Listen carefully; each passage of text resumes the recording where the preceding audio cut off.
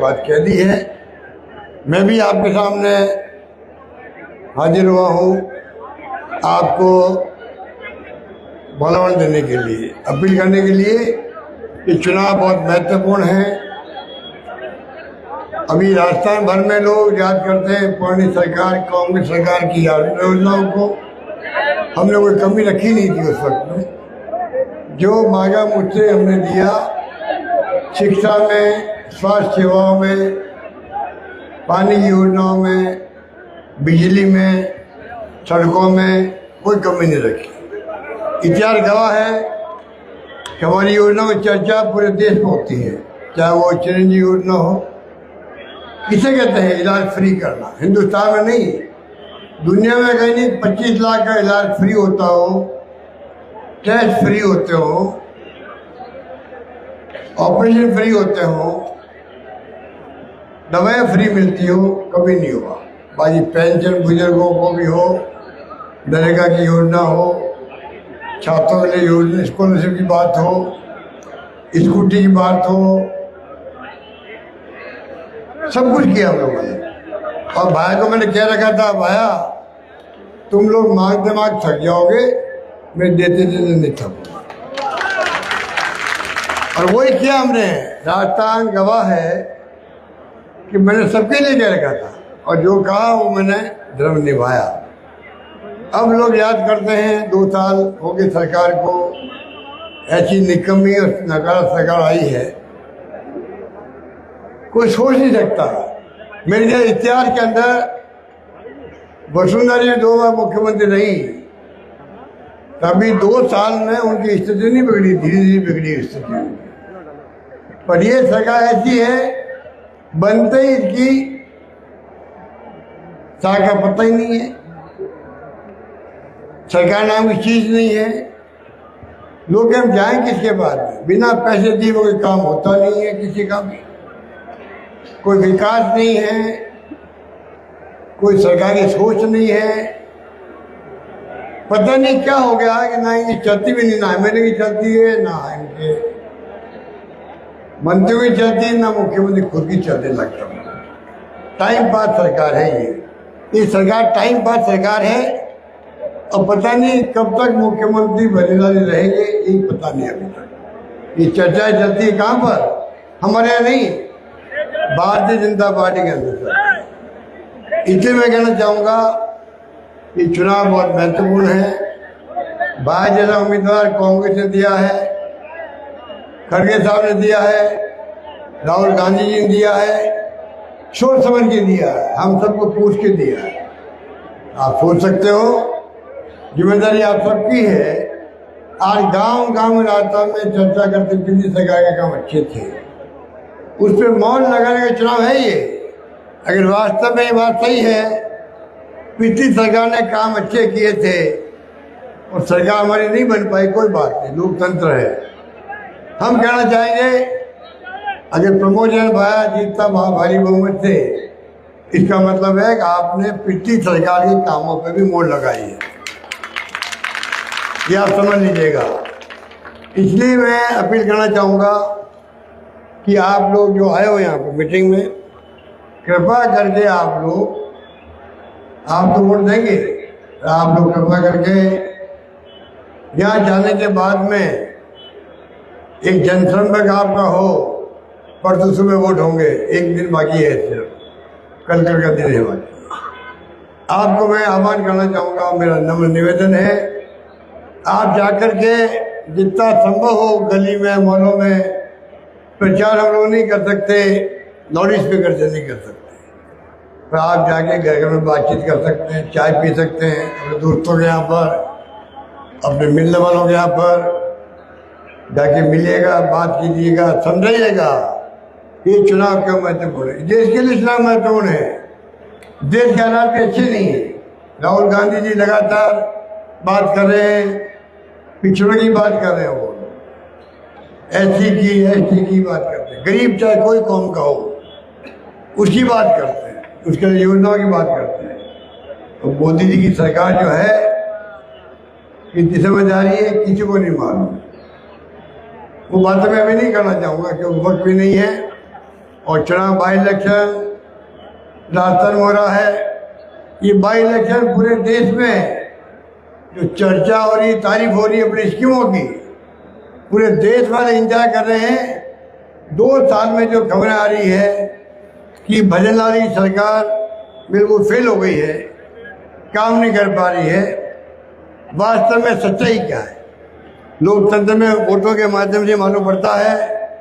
हम जो बात कहते हैं पब्लिक की मीटिंगों के अंदर, सरकार के बारे में बात करते हैं, उसमें मोड़ लगती है। तो मैं कहना चाहूँगा आपको, कृपा करके आपके जो उम्मीदवार खड़े हैं, भाई साहब बता चुके उनके बारे में, चाहे वो मोरपाल जी हो, नए नए हैं, वो क्या कर पाएंगे? टाइम पास वो भी करेंगे जीतने के बाद। कोई मतलब नहीं है उनको जिताने का, वोट देने का। एक तरफ आया उम्मीदवार है जिसके बारे में अभी जूली साहब ने बहुत विस्तार से बताया आपको। एक समाज सेवक है ये, राजनीति के अलावा। इतनी समाज सेवा करता मैंने कभी देखा नहीं किसी को।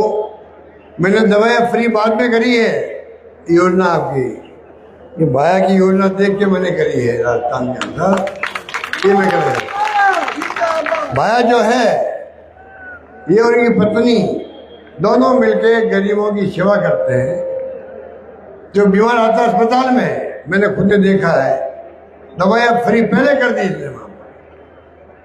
मरीज के साथ आने वालों को खाना खिलाने का काम ये लोग करते हैं, गौशाला ही चलाते हैं। और मैंने मंत्री को इसलिए भाई को बनाया, गौशाला का मंत्री बनाया था। पक्षियों का अस्पताल खोल दिया और 2200 जोड़ों का शादी करवाना किसे कहते हैं? हम लोगों के खिलाफ मुकदमा बना दिया। यही नेता आपके वोट मांगने आते हैं, इनके इशारों पे ही वो मुकदमा दर्ज हुआ था, सुप्रीम कोर्ट तक केस गया था। वो 2200 जोड़ों का इतना बड़ा धर्म का काम इन्होंने किया, उसके बाद में मुकदमे का सामना हमें करना पड़ा। मेरे खिलाफ में, डॉक्टर शिव जोशी के खिलाफ में, भाई के खिलाफ में, सबके खिलाफ मुकदमा हो गया। इसलिए मैं कहना चाहूँगा कि आप ये स्थिति आपके सामने है। दूसरा उम्मीदवार है आपके